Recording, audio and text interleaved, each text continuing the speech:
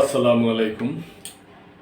প্রিয় দর্শক, আপনারা জানেন যে সৌদি আরব আর পাকিস্তান একটা প্রতিরক্ষা চুক্তি করছে। এই এই চুক্তিটা ওই উভয় দেশের জন্য, এবং ওখানে যে সৌদি আরবের আশেপাশে যে আরো অনেকগুলা দেশ আছে, এমনকি মুসলিম দেশগুলোর জন্য খুবই গুরুত্বপূর্ণ একটা চুক্তি। তার কারণ এই চুক্তিটা তারা দুই দেশ এমনভাবে করছে যে এই চুক্তিটা মনে করেন যদি ওনারা বহিঃশত্রু থেকে আক্রান্ত হয় কোনো দেশ, তাহলে একে মানে তাহলে ভাবা হইব যে সব দেশে আক্রান্ত হইল। এবং এই চুক্তিটা এমনভাবে করা হয়েছে যে এই চুক্তিতে আরো অন্যান্য দেশগুলা অংশগ্রহণ করতে পারবো, তারাও সংযুক্ত হইতে পারবে।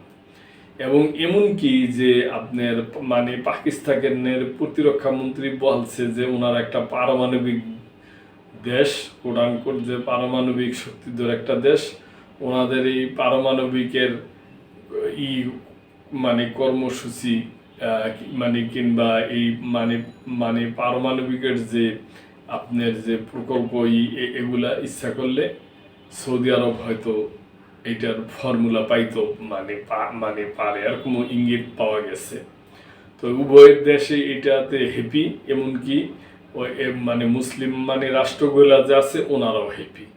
তো এবং পাকিস্তানের এই প্রতিরক্ষা মন্ত্রী সাহেব বলছে যে আমি এটাকে একটা নেটো যে একটা দল আছে, যে যেমন নেটো এরকম একটা প্রিয় দর্শক, যে একটা দেশ আক্রান্ত হইলে সবগুলো দেশ ওই পক্ষে হইয়া যে আক্রান্ত করছে ওনার বিপক্ষে কাজ করবে। ঠিক এরকমই একটা চুক্তি হয়েছে। এবং আমরা আশাবাদী এবং আমরা আশা রাখবো যে এই চুক্তির যে যে হয়েছে এখন দু একটা দেশের সংখ্যা আরো বাড়বে, দেশের সংখ্যা আরো বাড়বে, এটা আমাদের আশা। এবং ওনারা স্পষ্ট বলছে যে এই চুক্তি এই দল কিংবা যাই হোক, এটা অন্য কোনো দেশকে আক্রান্ত করার জন্য না, অন্য কোনো দেশকে ডিস্টার্ব করার জন্য না, এটা ওনাদের একান্তই একটা প্রতিরক্ষা এবং জোট আর কি। তো এই ব্যাপার নিয়ে নিউজটা, প্রিয় দর্শক, পাকিস্তান সৌদি প্রতিরক্ষা চুক্তিতে যোগ দিতে পারবে আরব দেশগুলো। পাকিস্তান ও সৌদি আরবের মধ্যে স্বাক্ষরিত সাম্প্রতিক পারস্পরিক প্রতিরক্ষা চুক্তি শুধু দুটি দেশের জন্য নয়, বরং বৃহত্তর আরব অঞ্চলের নিরাপত্তা কাঠামোয়ও সম্ভাবনার নতুন দ্বার খুলছে। পাকিস্তানের প্রতিরক্ষা মন্ত্রী খাজা মোহাম্মদ আসিফ বৃহস্পতিবার এ বিষয়ে মন্তব্য করে জানান, এই চুক্তিতে অন্যান্য আরব দেশ যোগ দিতে পারবে এবং এই বিষয়ে কোনো বাধা নেই। খবর ডনের চুক্তিতে আরো আরব দেশ যোগ দিতে পারবে কিনা এই বিষয়ে তিনি বলেন, এই মুহূর্তে আমি এর সুনির্দিষ্ট উত্তর দিতে পারবো না, তবে নিশ্চিতভাবে বলতে পারি দরজা বন্ধ নয়। এটাই ভালো। চুক্তিতে এমন কোনো ধারা নেই যা অন্য কোনো দেশের অংশগ্রহণকে বন্ধ করে দেয় অথবা পাকিস্তানকে অন্য কারো সঙ্গে একই ধরনের চুক্তি করতে বাধা দেয়। আসিফ আরও বলেন, তিনি সবসময় নেটোর মতো একটি প্রতিরক্ষামূলক জোটের আহ্বান জানিয়েছেন। তিনি 40-50 বছরের মধ্যপ্রাচ্যের সামরিক ও রাজনৈতিক ইতিহাসের দিকে ইঙ্গিত করে বলেন, এ অঞ্চলের দেশ এবং জনগণ, বিশেষ করে মুসলিম জনগোষ্ঠী, তাদের অঞ্চল, দেশ এবং জাতিকে একসাথে রক্ষা করার মৌলিক অধিকার রাখে। এই চুক্তি সেই অধিকারকে সুরক্ষা করছে। এটা অবশ্য ভালো কথা বলছে এবং ঠিকই আছে এইটা। তিনি আরও স্পষ্ট করে বলেন, এই চুক্তি কোনো আক্রমণাত্মক পদক্ষেপ নয়। আমিও, প্রিয় দর্শক, ব্যক্তিগতভাবে এইটাই চাই।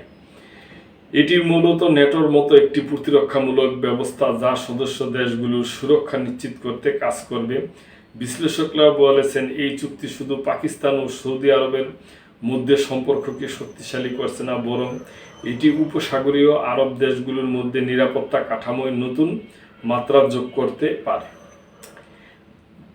চুক্তির দরজা খোলা থাকার অন্যান্য আরব দেশও ভবিষ্যতে এতে যোগদান করতে পারে, যা পুরো অঞ্চলের সামরিক সমন্বয় ও প্রতিরক্ষা সক্ষমতাকে বাড়িয়ে তুলবে। অন্যদিকে পারমাণবিক সক্ষমতার বিষয়টি চুক্তির অন্যতম গুরুত্বপূর্ণ দিক। পাকিস্তান দীর্ঘদিন ধরে পারমাণবিক শক্তিধর মুসলিম রাষ্ট্র হিসাবে পরিচিত। এই চুক্তির আওতায় পাকিস্তানের পারমাণবিক কর্মসূচি সৌদি আরবের জন্য প্রয়োজনে সহজলভ্য হতে পারে। এটি প্রতিরক্ষামন্ত্রী খাজা আসিফের প্রথম সুনির্দিষ্ট স্বীকৃতি। এটা খুবই সৌদি আরবের জন্য খুবই ভালো একটা দিক। প্রিয় দর্শক, বিশ্লেষকরা বলেছেন এটি মধ্যপ্রাচ্যে শক্তি ভারসাম্যের দিকেও গুরুত্বপূর্ণ প্রভাব ফেলতে পারে। তো প্রিয় দর্শক, আমার সেই এক কথাই, আমি শান্তির পক্ষে, আমি শান্তি চাই। আমি চাই পুরো পৃথিবীটা শান্তিতে ভরে উঠুক, ফুলে ফলে সবুজে ভরে উঠুক। তো যাকে এই চুক্তির দরকার আছে মুসলিম রাষ্ট্রগুলার, এটা প্রয়োজন আছে নিজেদের রক্ষার্থে। তো এটা হইলে ভালো। এই ব্যাপারে প্রিয় দর্শক, আপনাদের যদি কোনো কিছু বলার থাকে তাহলে অবশ্যই আপনাদের সুচিন্তিত মন্তব্য করবেন। সাবস্ক্রাইব করে মেম্বারশিপ হয়ে আমাদের এই চ্যানেলের পাশেই থাকবেন। আল্লাহ হাফেজ।